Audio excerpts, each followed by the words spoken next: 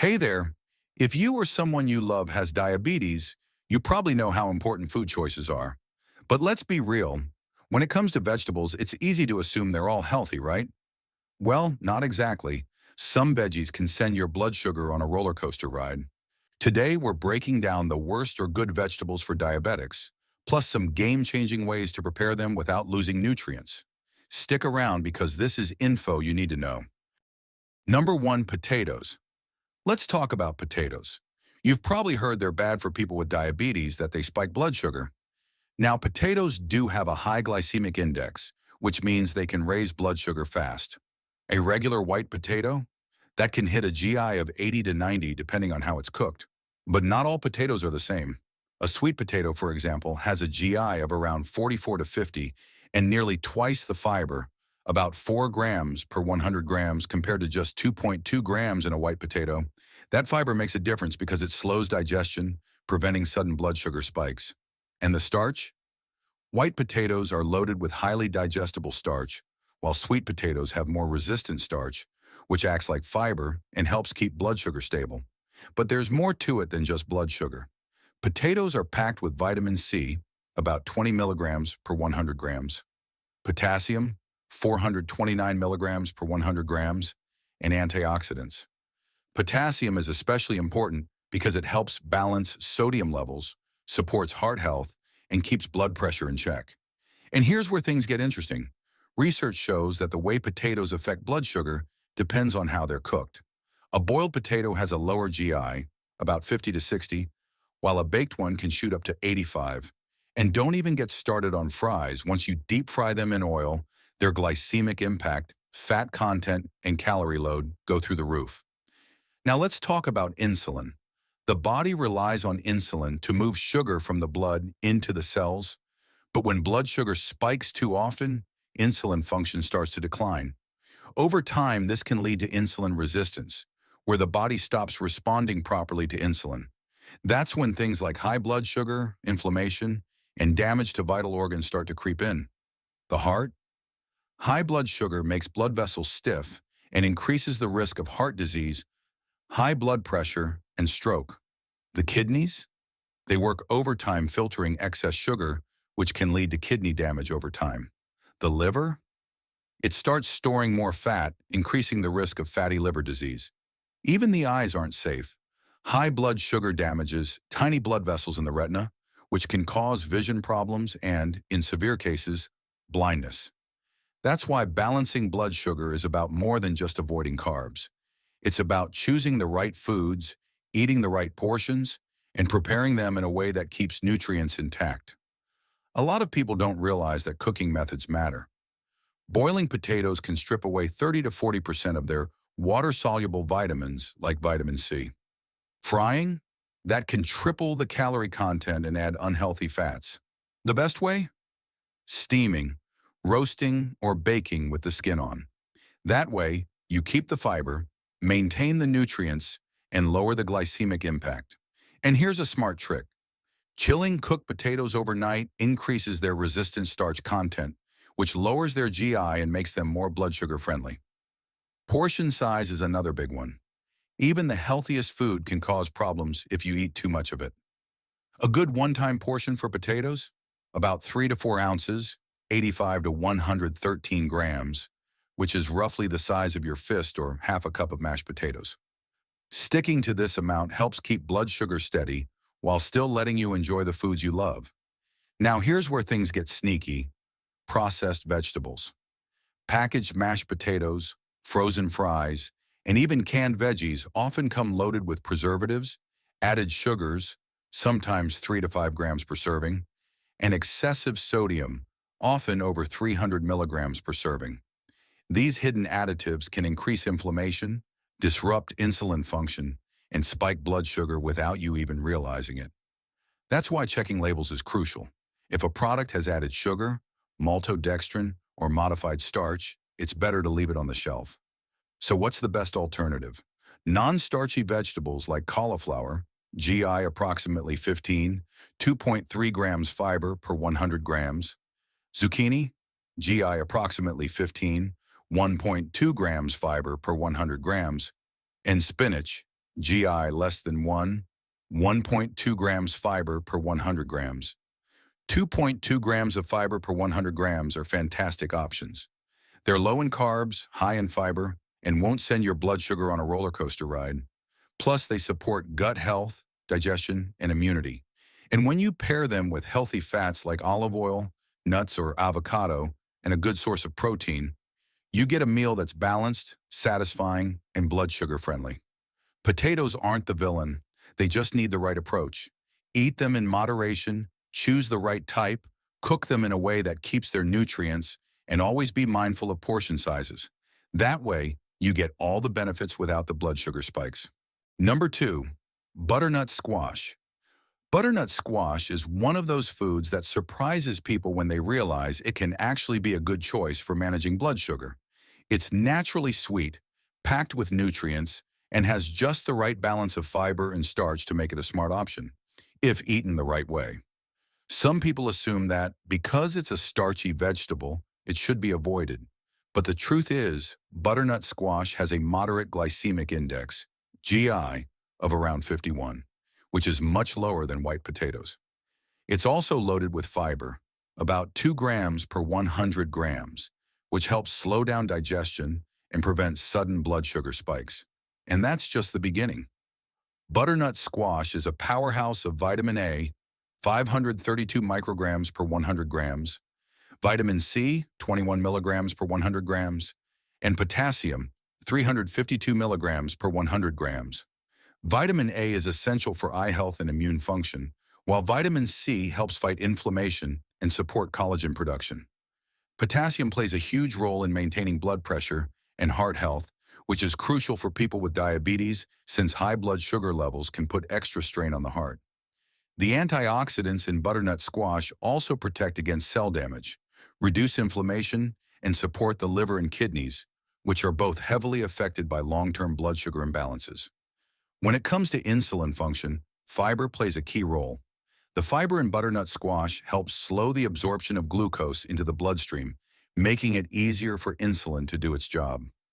A high-fiber diet has been shown to improve insulin sensitivity, reduce inflammation, and lower the risk of developing complications like heart disease and kidney damage. The liver benefits as well, since stable blood sugar levels prevent excess fat from building up, reducing the risk of non-alcoholic fatty liver disease. Even digestion gets a boost, thanks to the fiber and water content, which help keep the gut healthy and prevent constipation. The way you prepare butternut squash makes a huge difference. Roasting or steaming helps retain most of its nutrients, while boiling can cause some water-soluble vitamins, like vitamin C, to be lost. The key is to avoid mashing it with butter and sugar or turning it into processed soups, which often contain added sugars and preservatives that can spike blood sugar. And while canned butternut squash can be convenient, it's always best to check labels for added sodium or sugars, which can take away from its natural health benefits. Portion size matters too.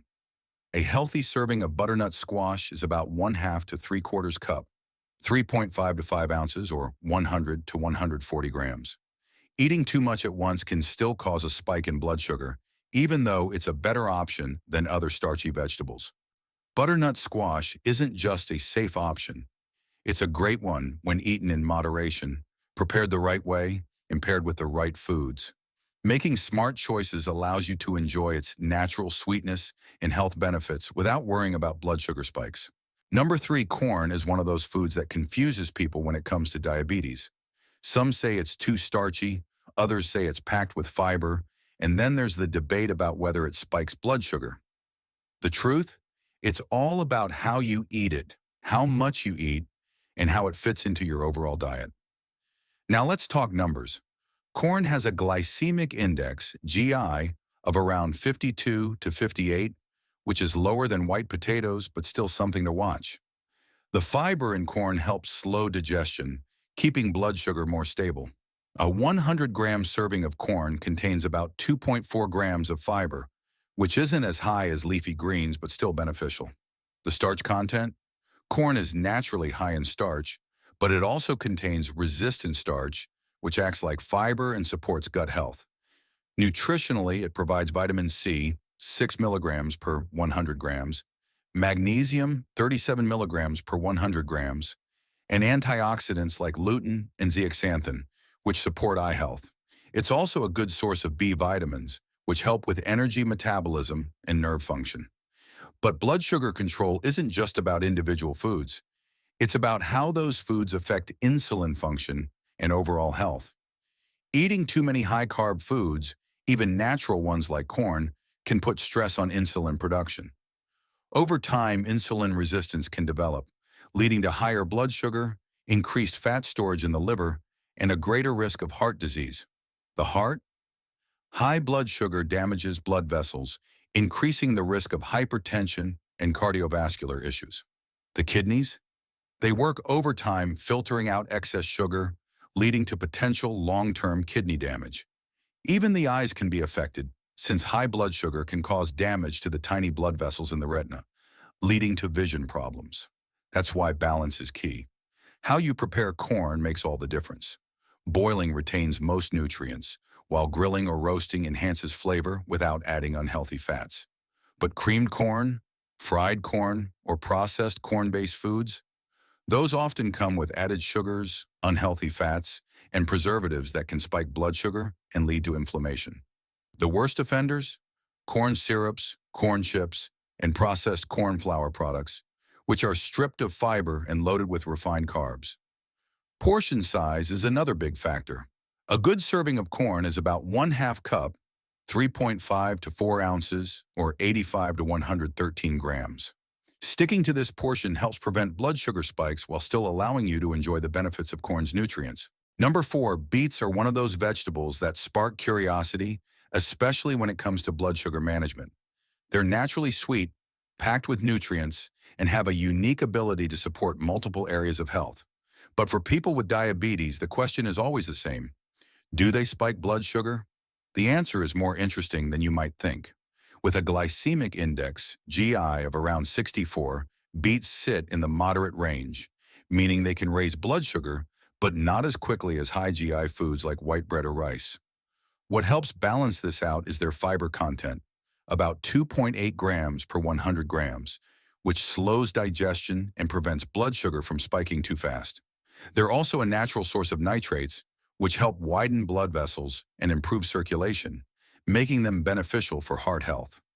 Along with that, beets provide vitamin C, 4.9 milligrams per 100 grams, folate, 109 micrograms per 100 grams, potassium, 325 milligrams per 100 grams, and antioxidants like betalains, which fight inflammation and support liver health.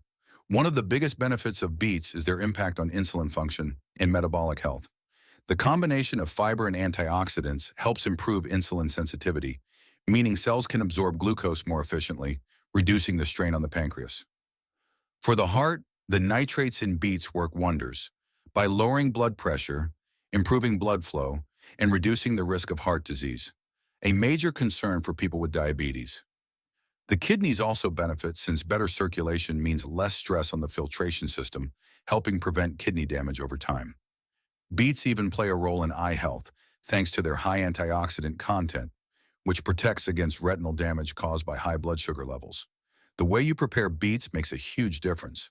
Raw or roasted beets retain the most nutrients, while boiling can cause some water-soluble vitamins to leach out into the water. The best approach?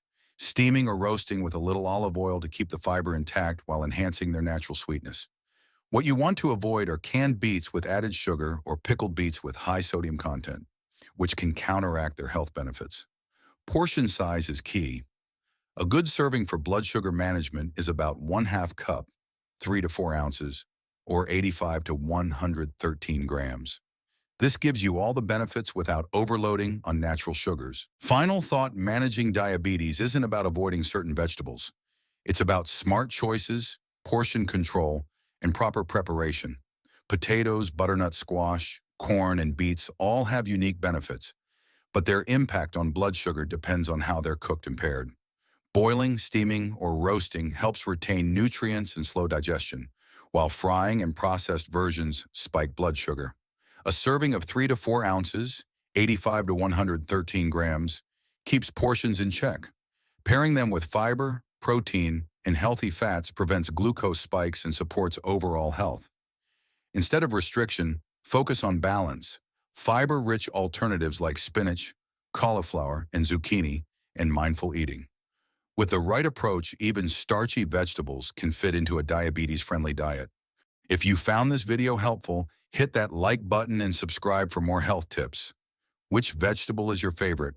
Drop a comment below, and don't forget to share this video with someone who needs it. See you in the next one. Stay healthy.